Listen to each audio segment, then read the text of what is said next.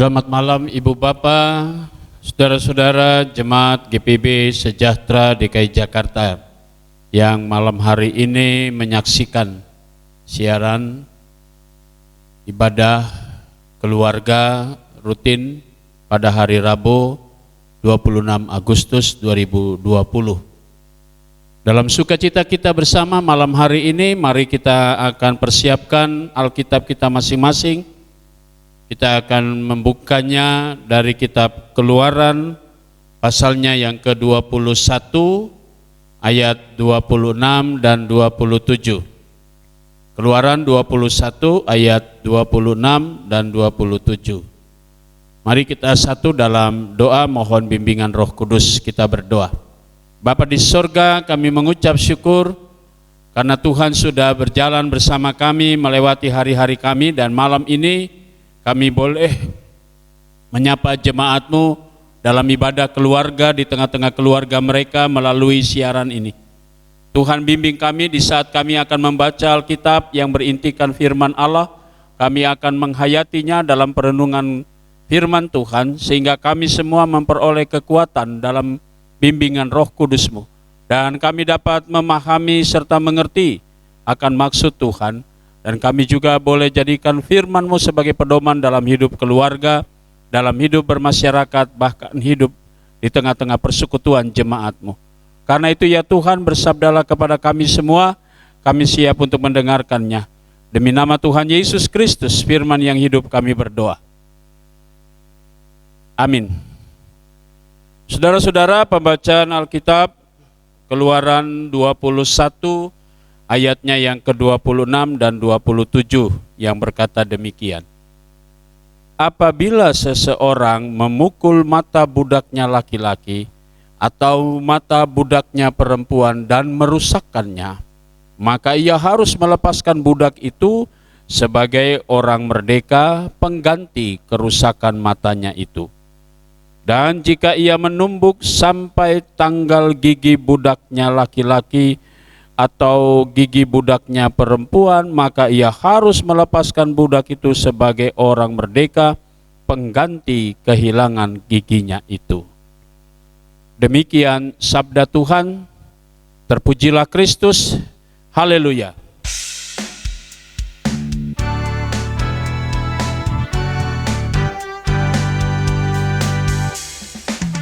Haleluya, haleluya. Nama Tuhan terpujilah. Haleluya, haleluya. Nama Tuhan terpujilah. Selamat malam saudara-saudara dan shalom semua. Bacaan kita masih berlanjut dalam ibadah hari Minggu kemarin, dan kini kita membaca masih dalam pasal 21. Kalau kita simak mulai dari hari Minggu kemarin sampai malam hari ini, maka saudara-saudara kita mau katakan begini. Orang Israel keluar dari tanah Mesir yang pertama sebagai orang budak. Pernah menjadi budak di Mesir. Melewati Laut Teberau, mereka sudah diselamatkan. Mereka tidak lagi dikejar oleh bangsa Mesir. Karena itu mereka sudah menjadi orang yang merdeka. Setelah mereka masuk dalam perjalanan itu, Musa mendapatkan 10 hukum Taurat. Nah, saudara-saudara, pertanyaan kita adalah apa makna dari hukum yang diberikan Allah kepada bangsa Israel? Mari kita simak.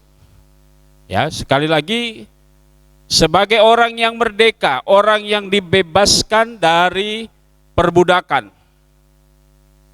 Jati diri mereka sekarang bukan lagi sebagai budak, tetapi orang merdeka. Yang bagaimana untuk orang merdeka itu ketika dia dipercayakan sebagai orang yang kemudian melihat orang lain di sekitar dia. Karena itu hukum yang diberikan oleh Musa kepada orang Israel, istimewa Tuhan kepada Musa, Musa kepada orang Israel, tidak lain adalah bagaimana membentuk jati diri orang Israel sebagai umat yang taat pada aturan Tuhan. Saudara-saudara, kalau kita lihat perhatikan 10 hukum Taurat itu menyangkut bagaimana hubungan Tuhan dengan manusia atau manusia dengan Tuhan dan kemudian hubungan manusia dengan sesama. Nah, bacaan kita dari hari Minggu masih bersambung, yaitu berbicara dalam konteks aktualnya, yaitu orang Israel sekarang berhadapan atau dia memiliki yang dalam tanda petik seorang budak. Sejak hari Minggu kemarin kita belajar bagaimana hukum yang diberikan atau peraturan yang diberikan Musa kepada orang Israel. Mari kita coba simak kembali bacaan pada hari Minggu, khususnya pada pasal 21 ayat pertama. Inilah peraturan-peraturan yang harus kau bawa ke depan mereka. Saudara-saudara yang Tuhan Yesus kasihi, kita mau katakan sekarang orang Israel memang merdeka, tetapi kemerdekaan dan kebebasan mereka mau ditata ulang. Sehingga bukan sebagai orang yang kemudian merasa diri paling bebas dan bisa berbuat apa saja tanpa sebuah aturan. Karena aturan itu menyangkut etika. Kita bicara etika agar orang Israel dibentuk secara benar bagaimana sikap dan perilaku mereka, kecuali teristimewa dalam berhadapan dengan orang lain. Mari kita lihat. Tadi dikatakan inilah peraturan-peraturan. Nah, yang pertama ketika mereka memiliki budak. Kenapa Musa memulai atau kenapa Allah memulai seperti itu? Peraturan itu dimulai dengan bagaimana sikap kamu terhadap budak. Nah, bacaan kita hari ini mengatakan apabila seorang memukul mata budaknya laki-laki, budaknya perempuan, merusaknya, maka ia harus melepaskan. Saudara-saudara yang Tuhan Yesus kasihi, kata budak itu memang sangat-sangat rendah sekali. Nah ini, tapi mereka punya hak hidup. Itu yang penting. Budak memang orang yang dibeli. Seluruh hidup mereka memang dia sudah ditentukan oleh si pembeli atau tuannya. Tapi dalam hal ini perilaku tuannya terhadap budak itu harus tetap ditata dengan baik. Agar bukan dengan semaunya budak itu diperlakukan semena-mena. Saya mau katakan bahwa hak asasi manusia sebenarnya sudah diangkat oleh Musa pada masa perjanjian lama itu atau kisah perjanjian lama keluaran ini. Hak asasi manusia. Biar bagaimanapun budak punya rasa kemanusiaannya. Karena itu dua ayat bacaan kita harus disambung dengan bacaan tadi pagi, maka kita bisa mendapatkan. Sebenarnya Musa cuma mau katakan, tema kita melindungi yang lemah. Budak orang yang lemah. Kenapa? Hak hidupnya sudah diambil. Tapi jangan diperlakukan seperti binatang. Itu penting sekali. Dengan hukum ini orang Israel bisa membatasi diri mereka. Saudara-saudara, kita mengenal istilah hukum rimba. Siapa yang kuat, dia yang menang. Siapa yang lemah, dia habis.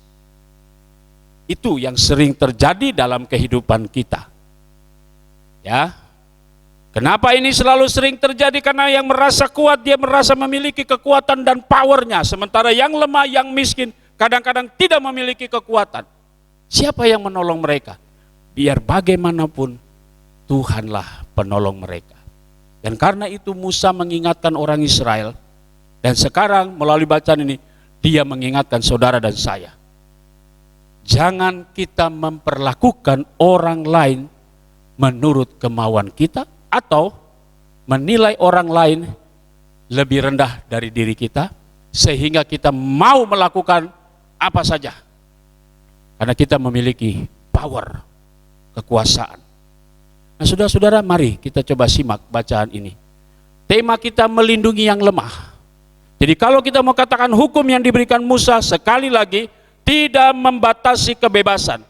Tapi dengan peraturan, orang semakin disiplin dan mau menghormati orang lain dan menghargai orang lain. Dan itulah yang diangkat oleh Musa melalui bacaan ini.